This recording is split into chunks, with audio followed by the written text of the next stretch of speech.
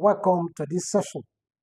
Today, we are looking at likely NABTEB government questions. Please come along with me. 1. The rationale for dividing the functions of government into different arms is to.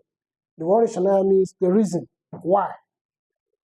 Arms of government are the organs of government, the legislature, the executive, and of course the judiciary. So why do we have the functions of these government arms divided? A, to promote unity, to prevent dictatorship, to encourage federalism, to allow veto power. The answer here is to prevent dictatorship. Option B, so that none of these arms will have higher power than necessary. The next question, which of the following best describes the separation of powers? Why is power separated? This question is trying to strengthen the first question we just answered. A, powers shared among different parties. B, powers vested in the legislature only. C, power shares among executive, legislature, and of course judiciary. And D, powers exercised by judiciary alone. Just like what I explained in the first question. Option C is the correct answer, when there is sharing of power among the three organs of government, as proposed by Charles Baron de Montesquieu. Let's see the next question. A constitution that cannot be amended easily is called. Mind you, the question did not say a constitution that cannot be amended at all. No constitution that cannot be amended, only that the process of amendment is not easy. It is cumbersome. It is difficult. Flexible, rigid, federal, unitary. The answer is what? Option B, a rigid constitution. A rigid constitution is documented in a single document, codified in a single document, and it is not easily amended, like Nigerian constitution. Unlike a flexible constitution that is codified in a separate document and can easily be what? Amended. Option B is the correct answer for this question. The next question. The right to vote and be voted for is referred to as civil rights, franchise, human rights, constitutional rights. The answer about voting is franchise. And that word for franchise is suffrage, which means the right to vote and of course to be voted for. Option B is the answer. One party system is most suitable in, we have different party system. We have zero-party system, one-party system, two-party system, and of course, multi-party system. So when we talk about a one-party system, it is suitable for an homogeneous society, a society with common ancestry, common history, common culture, a society similar with one political party, of course, and a small society for that matter. Okay. While the opposite is for an heterogeneous society, where there are many and diverse culture and traditions and histories. All right? So, heterogeneous society, homogeneous society, democratic society, capitalist society, and the correct answer is what? Option B, homogeneous society. Delegated legislation is made by Parliament. Oh, what is delegated legislation in the first place? Delegated legislation is a principle in government whereby another organ or agency of government makes law on behalf of the legislature.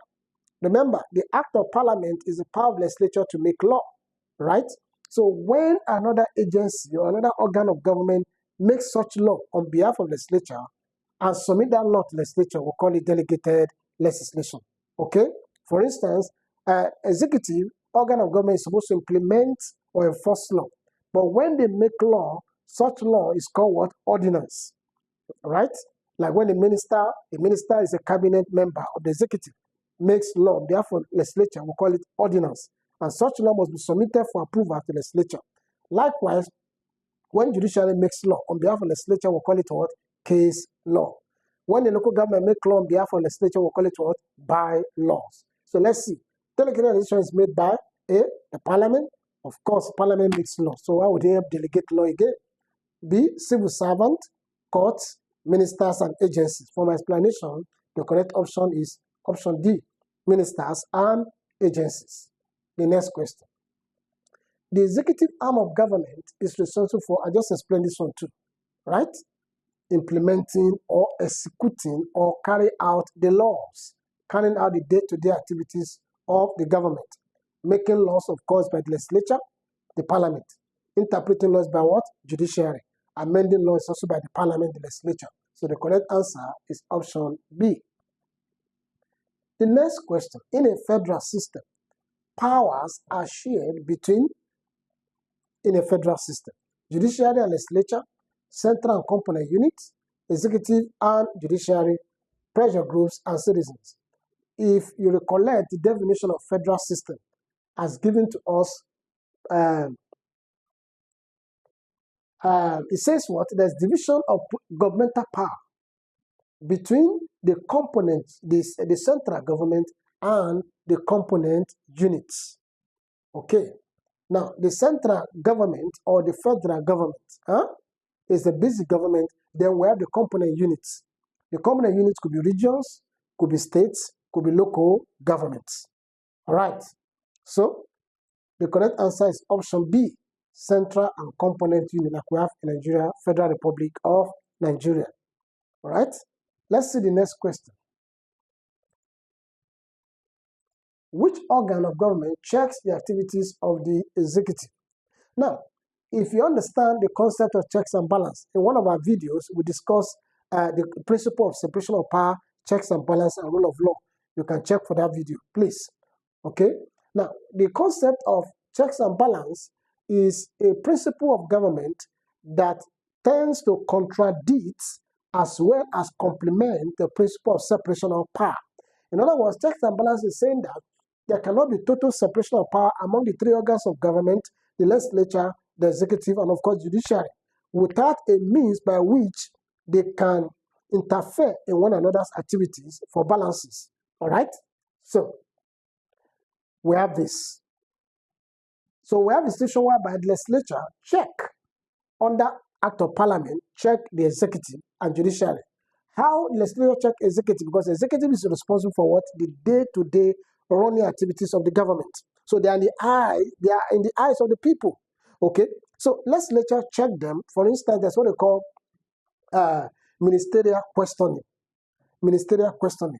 The legislature can invite ministers who are cabinet members under the executive with the president to query or question them on their ministries, how the money approved for them are being used. Okay? That is a check and balance. All right? So let's see. Police, legislature, judiciary, civil service.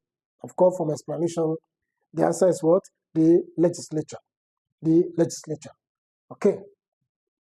The term rule of law was popularized by all these guys except Kamas. You know, Kamas was talking about the mode of production. That's the evolution of a society. When I was talking about communalism to feudalism and then to capitalism to socialism, of course, the last stage, which was communism, okay, an ideal state, all right? But that is about Kamas. These other three guys, J.J. Rousseau, A.V. Dicey, John Locke, Albert Van Dicey, they all discuss rule of law. But the person that made it popularized among these guys is what? Albert Van Dicey, popularly known as what? A.V. Dicey. Option B is the correct answer. I hope you have enjoyed this class. Please subscribe to this channel to get more from us. The type of government where one person rules in the interest of all. One person rules in the interest of all. Okay? Is what? Autocracy, monarchy, dictatorship, benevolent monarchy. In all this, one person rules.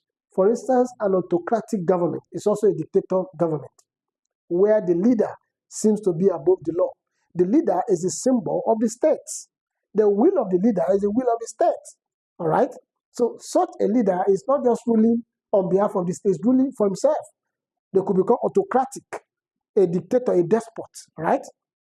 A monarch could be a king or a queen or an emperor also, and a one person. But when we talk about when one person rules in the interest of all. It is very rare. It is not common. Such person is known as what? A benevolent monarch. Like there was this monarch in India. Then I can't remember his name again. I can't recollect the name. That was internationally recognized as what? A benevolent monarch. Even Yu Kyung of Singapore ruled from, I think, from 1959 to 1990, thereabout. The first prime minister of Singapore was also known as what? A benevolent leader. Okay? He was a benevolent dictator, a benevolent one man. When one person ruled on behalf of interests of all, we call it benevolent monarch. All right? So even in Turkey, there was also a benevolent military leader in Turkey for many years ago, right? So when one person rules in the interest of all, for the good of all, promoting the interests of the society, of common man, we call such person a benevolent monarchy. Okay? History will tell whether the current Burkina Faso guy will be referred to as benevolent monarch. History will tell by the way he's going about carrying out himself. All right? Let's go on. The next question, which of these systems of government does not exist in practice? In other words, it's all is theoretical. It's in paper, it's utopia. It's a mirage. The more you look, the less you see. Unitary, federal, confederal, presidential. The answer is option C, confederal state. No country wants to operate confederalism. Why? Because in a confederal state, the center is weak. The units, the component units are strong. They are stronger than the states, than the center. And at any point in time, the component unit can secede, can break away from the states. And that is why no state seems to want to operate this kind of system of government. All right? So does not exist. Option is C. The next question. In a parliamentary system, the executive is responsible to the... Please take note, there is difference between parliaments and parliamentary system. When we say parliament, parliament simply means the legislature, the lawmaker. Okay? In US, they call them the congressmen. In Nigeria, we call them the lawmakers, legislature. All right? In UK, they call them the parliament. Okay? They are lawmakers. Okay? But when we say parliamentary system is also known as what? Cabinet system. It means a system where there are two leaders at the same time. One of them occupies the seat of the head of state as a ceremonial president. The second one occupies the seat of the head of government as a prime minister. Okay? In this system, the executive is responsible to the legislature, who is the parliament. Why? In this kind of system, the parliament is supreme. Unlike in presidential system where the constitution is supreme. Okay? In this case, the executive are responsible to the legislature. Why? The reason is because the head of the executive, the prime minister, is also a member of the parliament, the legislature. And when he's appointing his cabinet, his ministers, he appoints them from the house, member of the parliament. And these members must be members of his political parties. So in this case, there's what we call fusion of power instead of what? Separation of power. Why fusion of power? Because the members of the executive are also members of the legislature, the parliament. So by so doing, the executive, which is made up of the prime minister and his ministers. Remember, prime minister simply means the chief of all the ministers, the head of the ministers. So the executive is made up of the prime minister and the ministers, who are the cabinet, not the president now. Who are the cabinet members? They are part and parcel of the parliament. And that is why when they are to remove, they remove them with what? Vote of no confidence. In other words, the prime minister and all his ministers will be removed from office by the parliament under what? Vote of no confidence. So, simple answer to this. The executive is responsible to what? To the legislature. Option C. I believe I've given detailed explanation on this.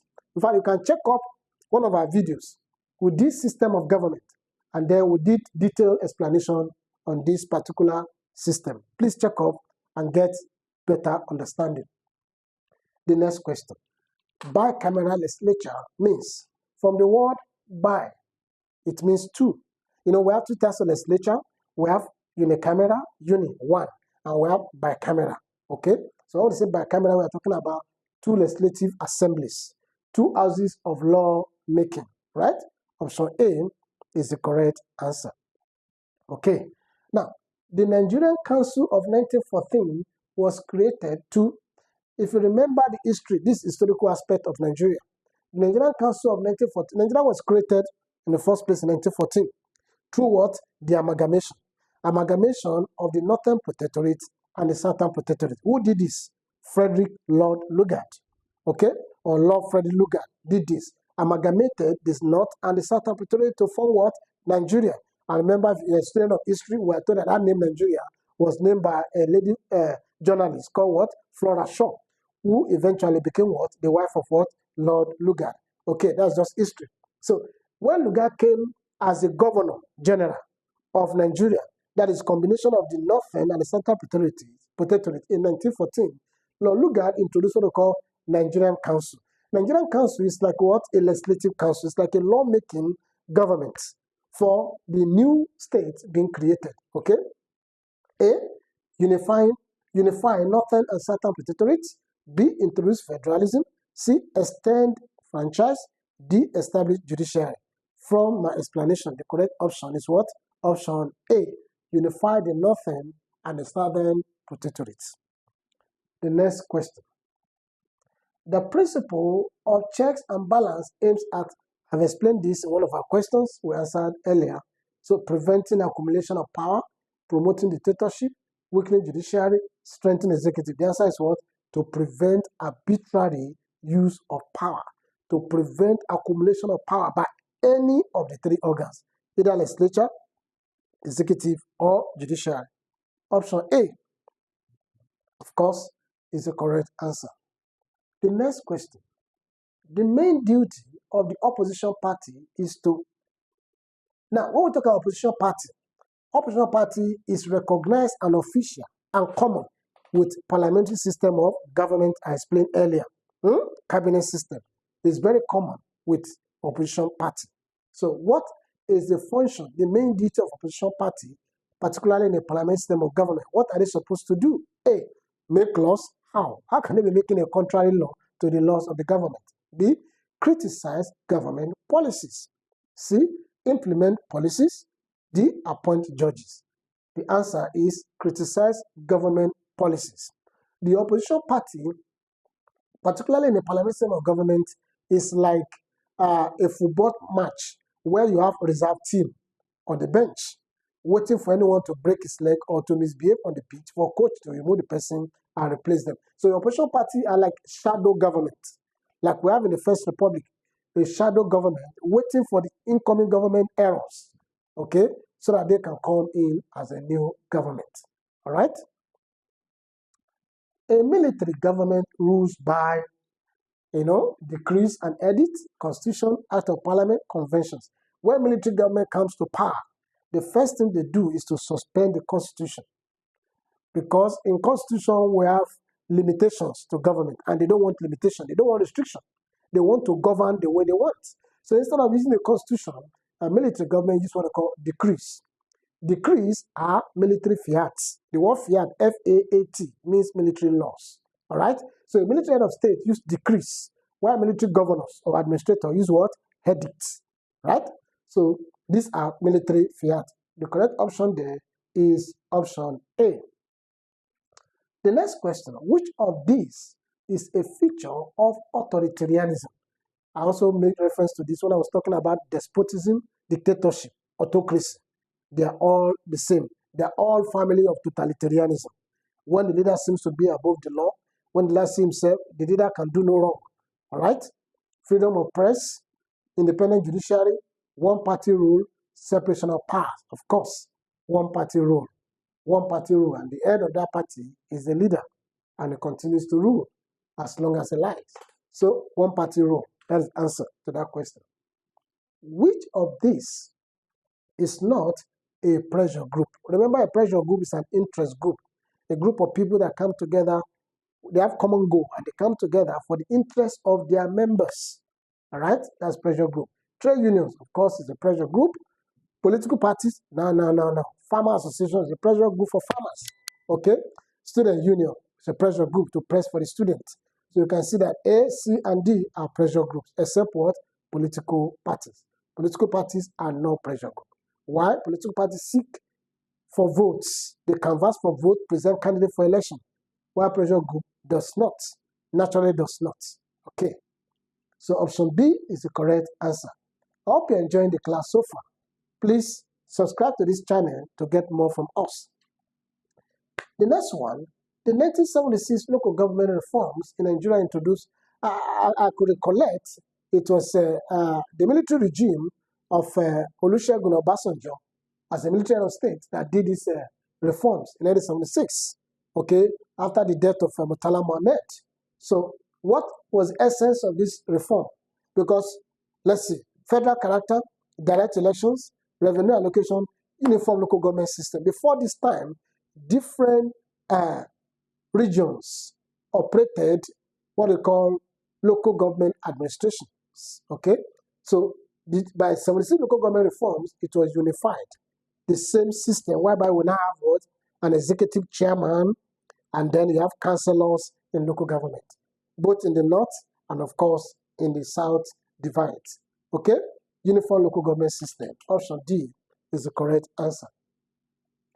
The next one, in Nigeria, the independence constitution was from the word independence. It should come to your head.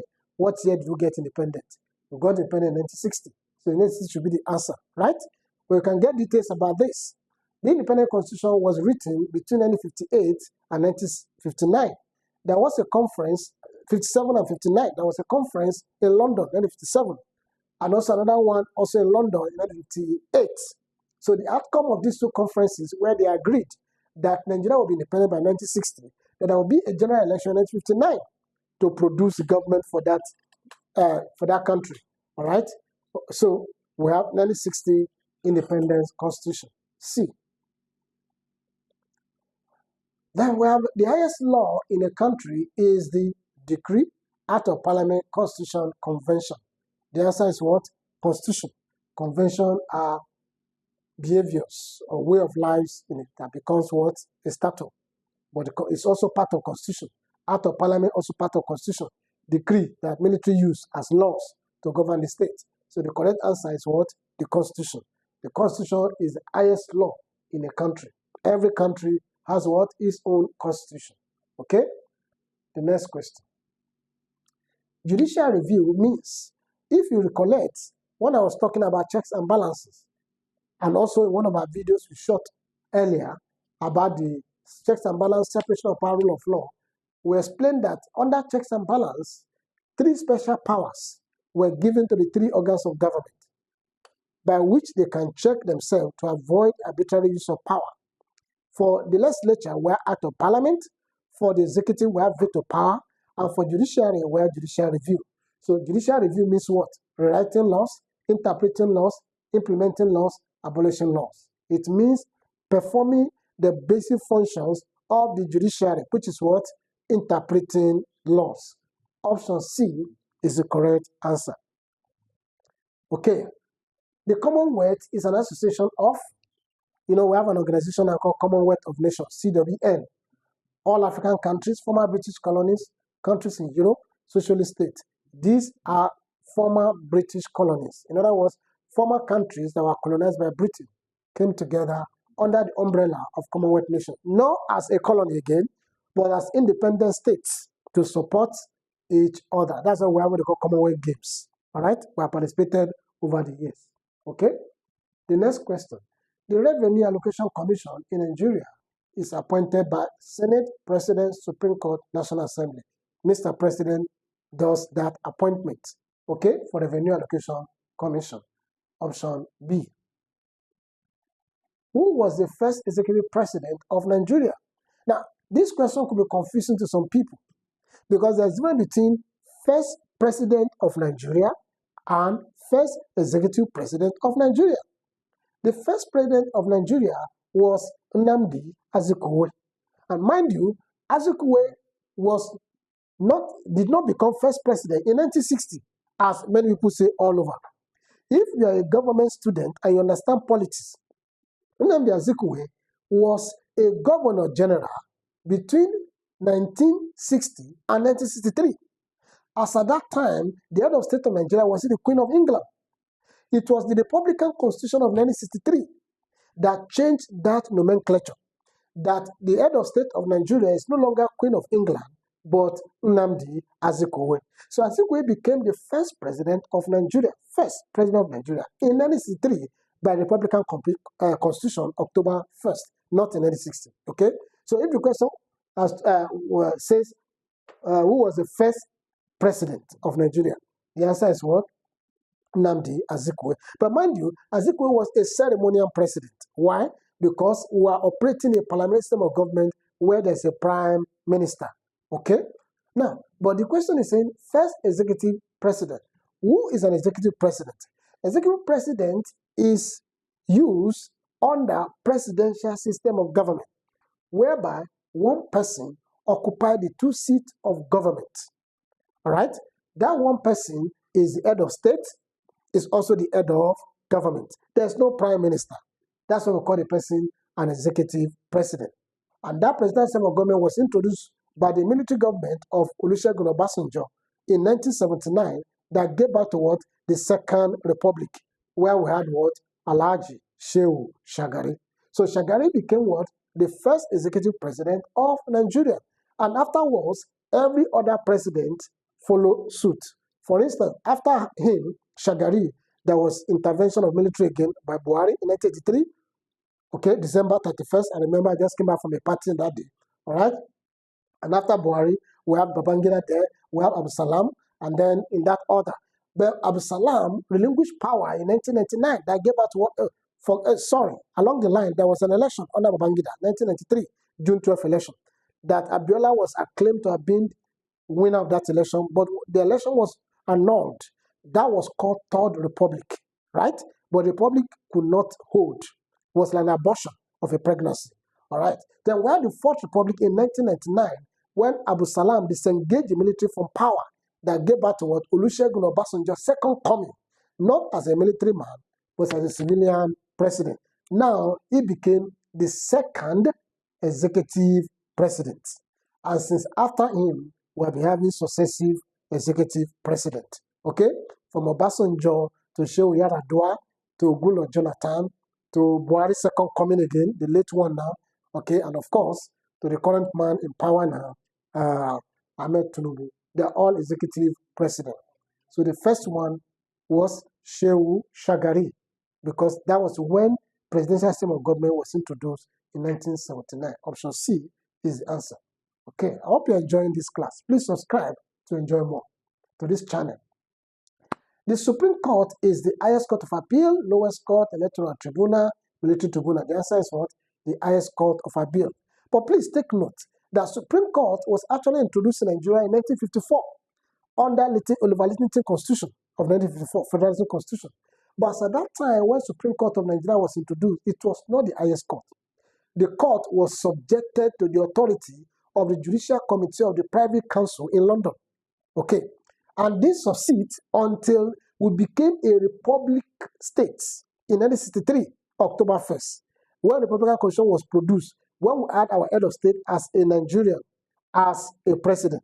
Then it was pronounced that Supreme Court is the final court of appeal in Nigeria. So when a judgment is given in Supreme Court, it is final and end and total. Okay, no appeal. All right? Highest court of appeal in Nigeria. Option A. The next question. Which of the following is an agent of political socialization? Now, when we talk about political socialization, we are talking about the process of transmitting political culture from one generation to another generation. And we have, agents. And the primary agent or the first agent is the home, the family. Everything a child becomes today starts from the home. Every child is born in a home, is raised in a family. Okay? So the family is the basis of political socialization. And from family, you enter peer group or peer group people in your play group as you're growing up, and then you go to school, and then you have social group like churches, there's mosque, and then what have you. Okay, so family is the agent of political socialization. Option B is the answer. The political party that formed the opposition in the First Republic was, okay, I mentioned something like the one I was talking about, opposition party. In the First Republic, we have three major political parties representing the three major ethnic groups. We have the NPC, the Northern People's Congress, representing the Northern people, the North, the Hausa Fulani people. Then we have the NCNC. Originally, NCNC was formed in 1944, I think, by Abat Macaulay, but was later adopted. Then it was known as National Council for Nigeria and Cameroon, because at that time, Cameroon, I think this part of the Western Cameroon was part of the eastern region of Nigeria at that time, before they joined the Eastern Cameroon to form the Republic of Cameroon.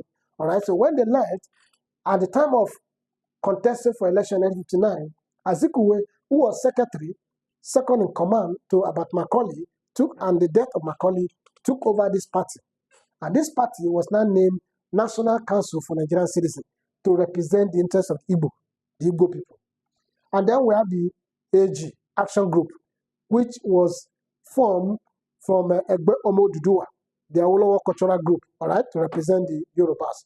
So these three parties, MPN is just a later party that was formed in 1879, so it couldn't appear in this place, okay? So these were the three major parties. Mind you, we still have some other minority parties then, but these were the three major parties representing the three major ethnic groups, Hausa, Igbo, and of course, the Yorubas, right? Now, while NPC and NCNC agreed to form a coalition government in 1960 for the First Republic, NPC produced Tafawa Balewa as the Prime Minister, NCNC produced Nnamdi Azikiwe as what? Mr. President, ceremonial president. Okay. Obafemi Awolowo chose to be, instead of forming alliance with the North, choose to be what? The opposition party, the shadow government, criticizing the government, hoping the government to fail so that they can what? Form a shadow, another government. Unfortunately for him, he was implicated and was sentenced to prison for 10 years. Okay? So the opposition party was option C. My viewers, I hope you have enjoyed this session so far. At this point, we are going to stop here and hope to see you another time. Hi, I'm sure you enjoyed the content you just watched. To see more episodes as that, preparing you for your oncoming exams, smash the subscribe button on this channel right now and visit the playlist that we've made for you, covering over 50 type of different exams, including JAMB, WAEC, Kakao,